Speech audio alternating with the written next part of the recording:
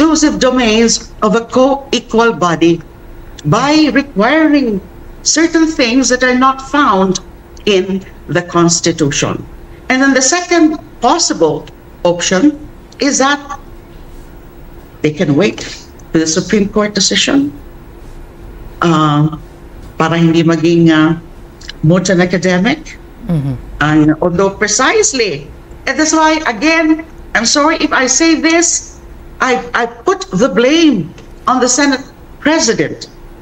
Kasi kung inaksyonan ka agad ng Senado, yung pag-refer ng articles of impeachment last February 5, instead of misinterpreting the word forthwith, the very meaning of the word forthwith, and waited for almost 6 months before starting everything, di wala na sana, hindi na sana siguro makikialam ang Supreme Court